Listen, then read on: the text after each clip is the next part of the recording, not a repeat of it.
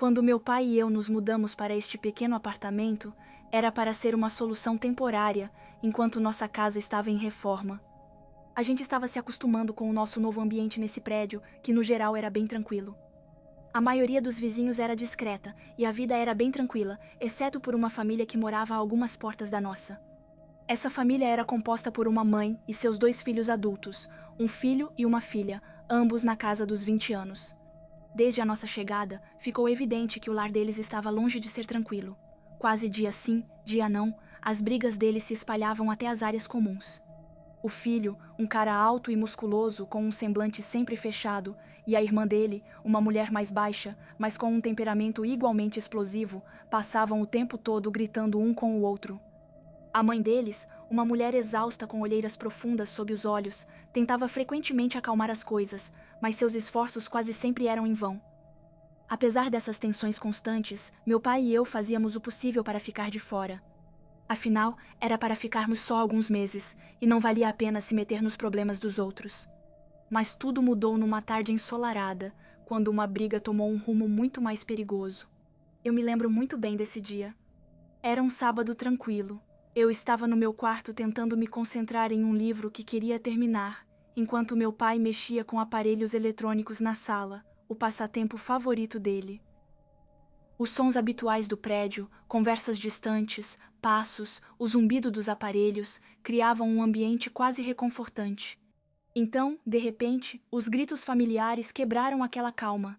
Eu suspirei, achando que era mais uma briga como as outras, mas dessa vez havia algo diferente. Era mais intenso, mais desesperado. Coloquei meu livro de lado e me aproximei da janela, movida pela curiosidade. O que vi me gelou o sangue.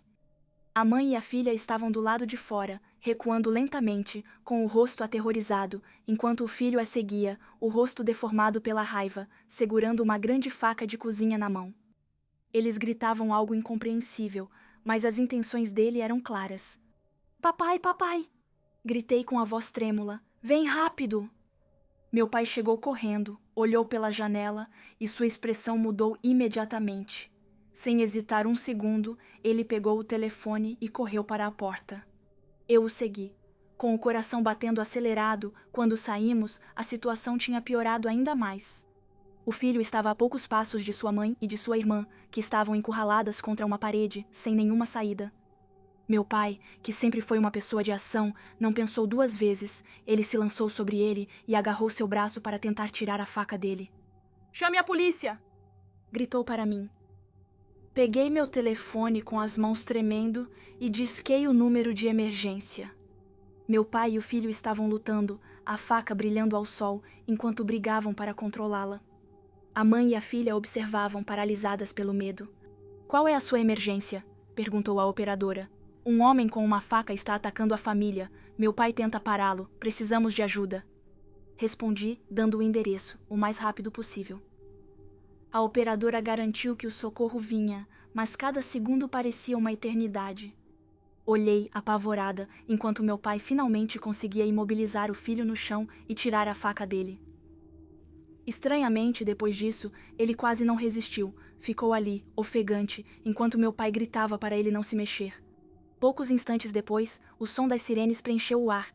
Várias viaturas da polícia chegaram em alta velocidade. Os agentes desceram com as armas em punho e rapidamente assumiram o controle da situação.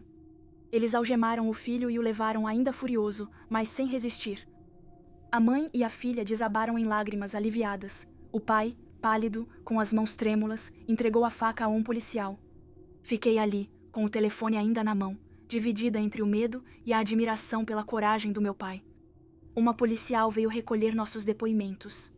A mãe, depois de se recuperar um pouco, explicou que seu filho sofria de graves problemas de raiva, que isso já durava anos e que não era a primeira vez que ele ficava violento.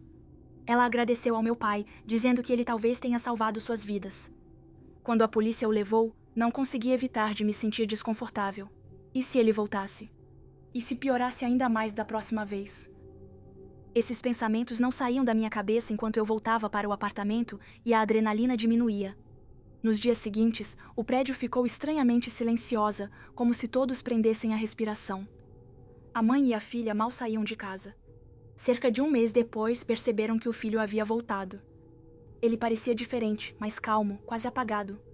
A mãe dele disse que ele fazia um tratamento, mas era difícil crer que um mês bastasse para mudá-lo assim.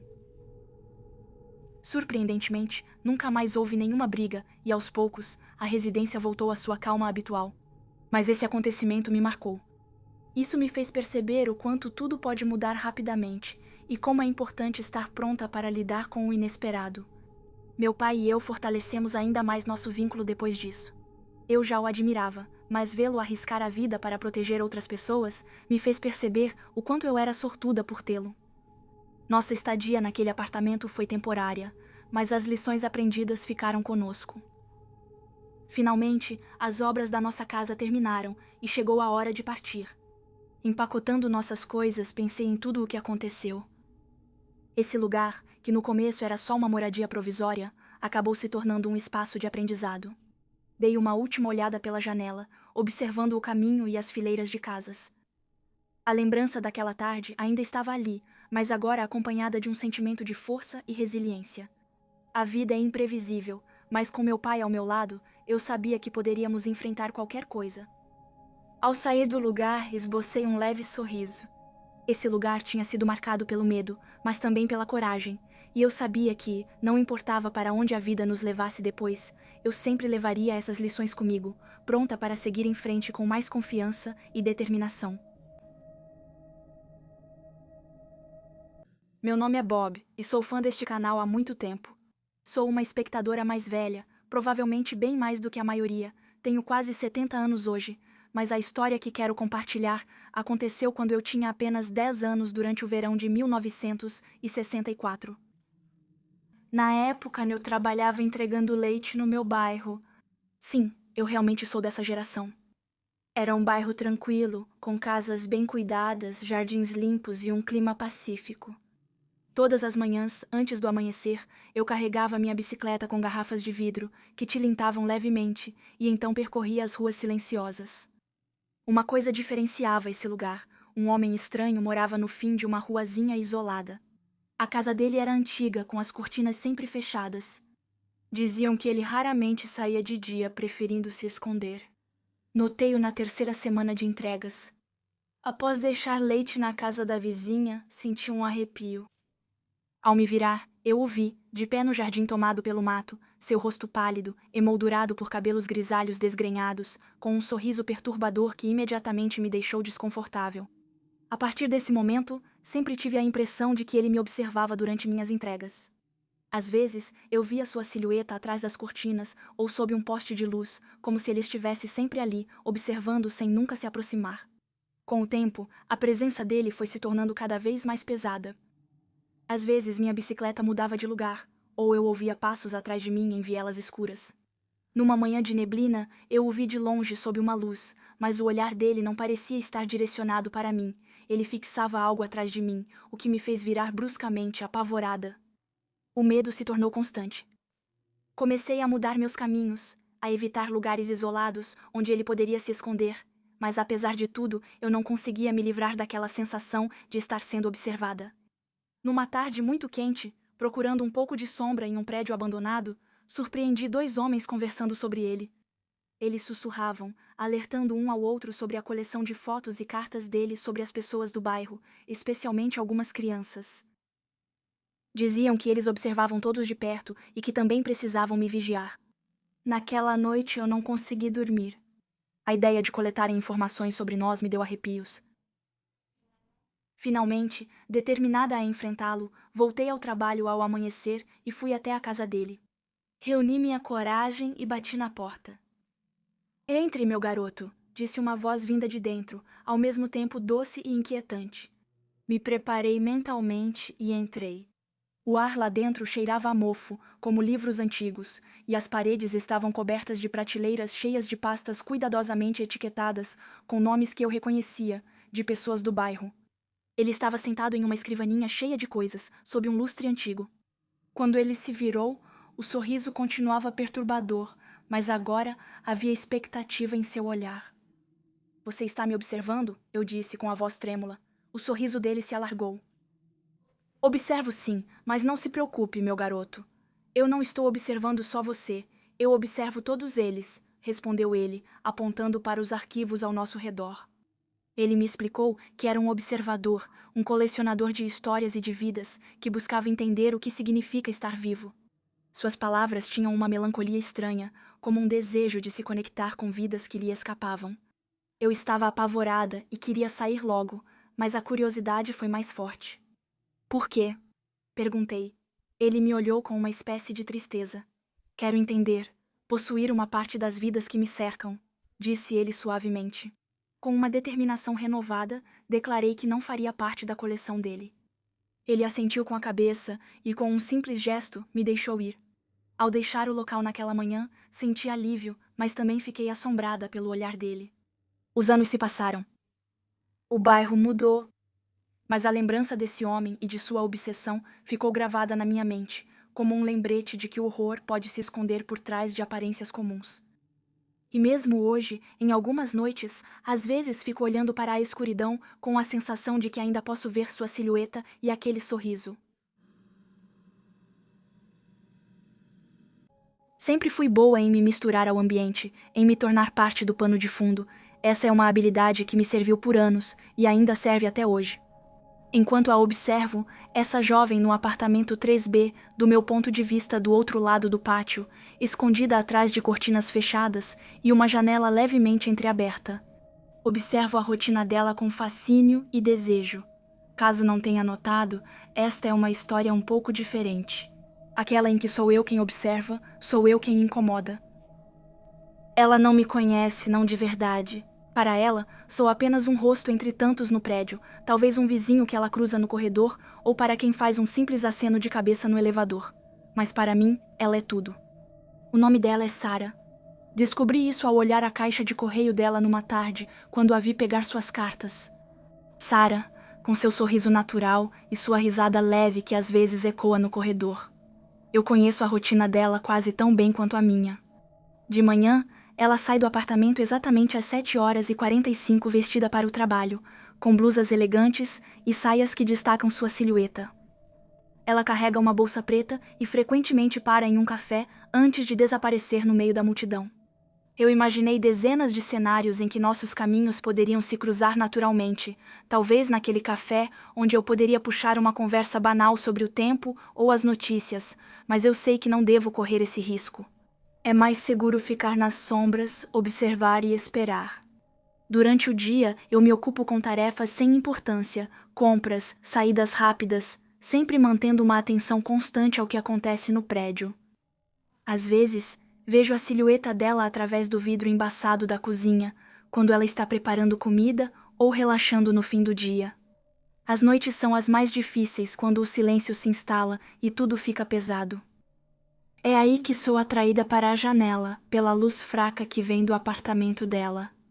Às vezes ela lê, encolhida no sofá com um livro contra o peito. Outras vezes, ela assiste televisão, a luz dançante iluminando seu rosto. Eu me pergunto no que ela está pensando nesses momentos. Se ela pensa em mim, nesse vizinho invisível que a observa, ou se ela simplesmente vive sua vida sem suspeitar da minha presença. Tentei me convencer de que tudo isso era inofensivo, que era só uma simples fascinação passageira, mas a verdade é bem mais sombria. Eu não consigo me desprender dela. Essa vontade de conhecê-la e entendê-la me consome. Essa noite não é diferente. Estou na janela. A noite envolve tudo, só quebrada por algumas luzes do lado de fora, e meu olhar se volta naturalmente para o apartamento dela. Vejo um movimento, uma silhueta, e me aproximo. Minha respiração embaça levemente o vidro. Ela está lá, iluminada por um abajur, sua silhueta quase irreal. Há algo de frágil nesses momentos, algo que ela só mostra quando acha que está sozinha. E mesmo assim, eu a observo, eu sempre a observo. De repente ela se vira, como se sentisse o meu olhar. Meu coração começa a bater forte, e por um instante, nossos olhares parecem se cruzar à distância. Um pânico me invade, ameaçando derrubar tudo o que construí, mas então ela sorri, um sorriso leve, quase como se soubesse. Um arrepio percorre meu corpo. Será que ela me reconhece? Será que ela entende o que eu sinto? Ou será que é apenas imaginação minha? Eu me afasto lentamente da janela, voltando para a escuridão do meu apartamento. Um peso enorme se instala em mim. Sei que o que faço é errado e que essa obsessão é perigosa. Mas apesar de tudo, eu sempre volto para essa janela, sempre para esse lugar, porque nesses momentos roubados, sinto que toco uma vida que nunca será minha.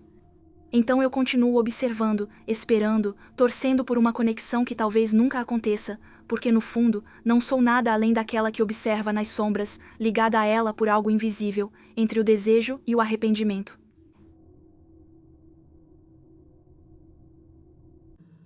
Oi, gente! Quero contar uma história que realmente me traumatizou, a mim e ao meu namorado, há alguns anos. Eu tinha me mudado para o exterior para estudar. Foi uma grande mudança para mim, mas eu precisava me afastar da situação tóxica com meus pais. No meu primeiro ano, fiquei em uma residência estudantil, onde conheci pessoas muito legais e aproveitei minha independência. Eu ainda não tinha conhecido meu namorado naquela época, mas tudo estava indo bem. No segundo ano, decidi alugar uma casa com amigos. Foi bom ter nosso próprio espaço e não ter mais as restrições de barulho como antes. Meu quarto era no térreo, com janela para um pequeno pátio, onde eu costumava fumar com frequência.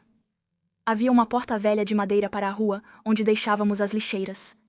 Essa porta só trancava pelo lado de dentro, então amarrávamos com barbante para mantê-la fechada. Tínhamos vizinhos dos dois lados, e de um lado havia 5 caras que pareciam velhos demais para serem estudantes. Isso é estranho. Um dia, a polícia apareceu na casa deles. Um dos caras atacou os colegas de quarto com uma faca de cozinha e colocou fogo na cozinha. Foi realmente chocante ver um deles coberto de sangue e cortes.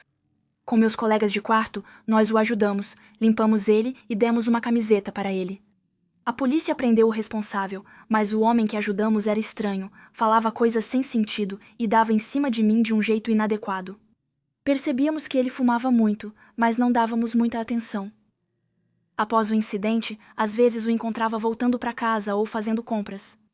Uma vez, ele veio falar comigo perto de uma lojinha e tentou puxar uma conversa estranha. Eu fiquei desconfortável e ignorei ele. Ele disse algo preocupante como: "Vou te esperar na frente da sua casa para conversar." Achei que fosse piada. Comprei minha bebida e fui para casa, mas chegando na rua, ele e os amigos estavam sentados na porta. Entrei em pânico e liguei para um dos meus colegas de casa pedir que mandasse eles embora, mas ele não estava. Esperei, estressada, até que ele foi embora cerca de 1 hora depois, então entrei correndo e tranquei a porta, aliviada.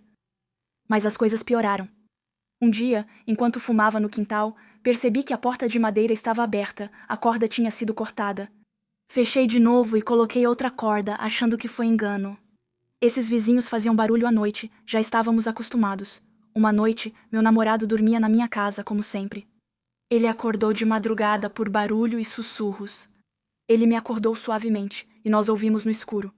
De repente, a porta de madeira se abriu com força, e ouvimos passos próximos à minha janela. Ficamos paralisados quando alguém sacudiu a porta do quintal tentando entrar.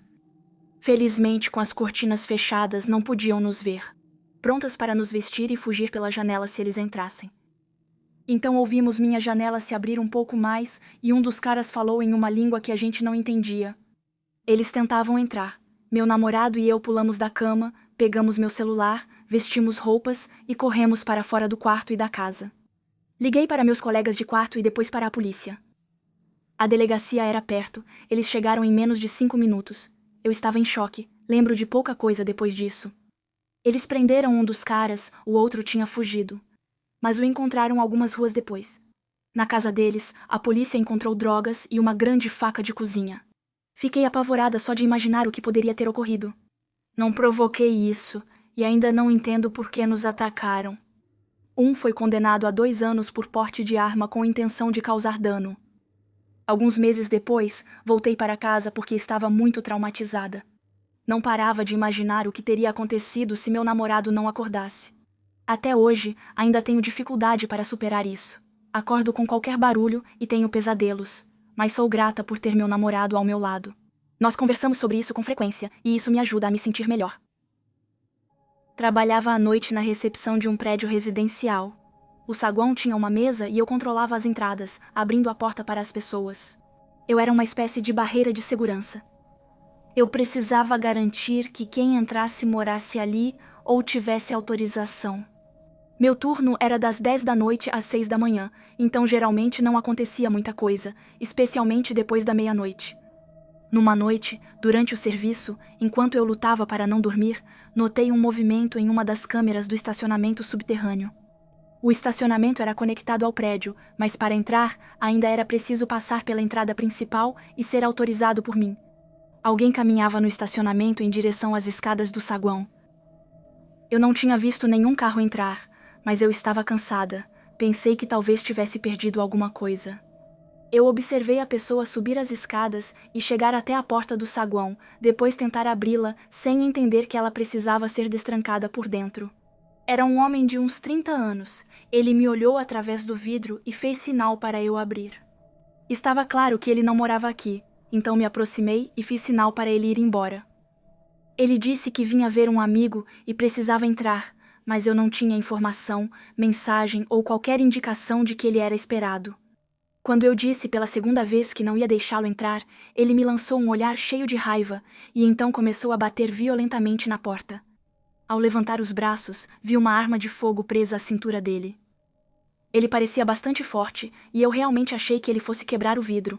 Voltei rapidamente para minha mesa e liguei para as autoridades, explicando que um homem armado estava tentando entrar. Depois de alguns instantes, ele parou de bater, me olhou uma última vez e gritou que voltaria. Depois, ele voltou para as escadas e para o estacionamento. Vi ele pelas câmeras saindo e sumindo na noite. Eu só trabalhei mais algumas semanas nesse cargo e nunca mais o vi. Não faço ideia se ele voltou em outra noite depois que eu saí, mas desejo boa sorte para a pessoa que ficou no meu lugar, caso ele reapareça. Antes dos celulares serem comuns, eu era uma mãe na casa dos 30 anos que tinha acabado de levar meus filhos ao pediatra. O consultório do médico ficava em Moniz, na Geórgia, a cerca de 1 hora da nossa casa. E eu levei os 2 mais novos dos meus 3 filhos, de 1 e 3 anos, para a consulta marcada. Como morávamos longe de lá, o consultório nos dava os 2 últimos horários do dia, e eu era grato por isso. O médico tinha acabado de construir um novo prédio perto da rodovia. Então o lugar era bastante isolado em todas as direções, mas era um prédio muito mais bonito do que o antigo perto do hospital. O novo prédio dele também ficava bem afastado no terreno grande. Meu Jeep Cherokee preto era um dos 4 ou 5 veículos presentes no estacionamento quando chegamos. Estacionei meu carro perto da porta de entrada, tirei as crianças da cadeirinha e esperamos por cerca de 1 hora antes de ver o médico. Depois de consultar o médico, pagar e finalmente sair do consultório, meu Jeep era o único veículo que ainda estava no estacionamento. Coloquei as crianças de volta na cadeirinha para a longa viagem de volta, mas quando a recepcionista trancou as portas da entrada, meu carro simplesmente não ligou. Toda vez que eu girava a chave, só fazia um barulho estranho de clique. Reuni as crianças mais uma vez, bati na porta da entrada até que alguém nos deixasse entrar e então pedi para usar o telefone deles para ligar para uma oficina próxima. Achei no catálogo telefônico. O responsável da oficina me disse que chegaria em breve, mas que poderia demorar um pouco. Eu lhe dei minha localização e voltei para o Jeep. Eu abaixei os vidros e coloquei as crianças de volta na cadeirinha mais uma vez, então esperamos. Nós vimos as luzes se apagarem no prédio e todo mundo foi saindo do estacionamento, um por um. Os carros dos funcionários saíram pelo outro lado, nos deixando sozinhos. Passei bastante tempo cuidando das crianças, procurando lanches e garrafas no nosso carro e garantindo que não estava muito quente para eles. Embora o funcionário da oficina tenha dito que poderia demorar um pouco, fiquei surpreso ao ver um caminhão chegando no estacionamento vazio, e logo um homem saiu dele. Ele sorriu, assentiu com a cabeça e disse que ia levantar o capô. Era um homem de meia idade, um pouco descabelado, mas, sinceramente, a maioria das pessoas que conheço que trabalha com carros costuma ter esse aspecto no final do dia. Fiquei simplesmente grato por ele estar ali para nos ajudar. Sentei-me novamente no banco do motorista com a porta aberta, esperando que ele me dissesse para tentar ligar o motor, mas parecia que ele estava demorando muito para verificar todas as conexões. Eu queria que ele simplesmente pegasse os cabos de chupeta ou algo assim, mas ele nunca fez isso. Sem sair do carro, perguntei a ele o que estava errado.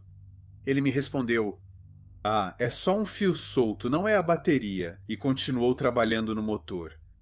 Eu não conseguia ver o rosto dele do meu assento, mas suas mãos estavam levemente visíveis pelo espaço estreito entre o para-brisa e o capô levantado. Mais de uma vez ele repetiu que era só um fio solto. Você pode vir aqui rapidinho, eu vou te mostrar qual é para que isso não aconteça de novo. Lembrei que sorri e balancei a cabeça, dizendo que não havia motivo para me mostrar nada, porque eu não entendia nada de carros. Agradeci educadamente e permaneci no meu assento, ainda esperando que ele me dissesse para tentar ligar o carro. Em certo momento, achei que ele realmente parecia flertar comigo ao falar. Eu tentava ser gentil e educado, achando que ele estava tentando nos ajudar, mas estávamos cansados, com calor e desconfortáveis, e, honestamente, eu me sentia distraído com as crianças. Ele parecia cada vez mais frustrado pelo fato de eu não querer sair e olhar o motor. Lembro que não queria irritá-lo a ponto de ele ir embora e nos deixar ali, sozinhos, com o sol se pondo tão rápido. E então a coisa mais estranha aconteceu. Outro caminhão entrou de repente no estacionamento e assim que chegou, o homem fechou o capô com força, correu para o seu caminhão e foi embora sem se despedir. Eu estava confuso e um pouco ansioso.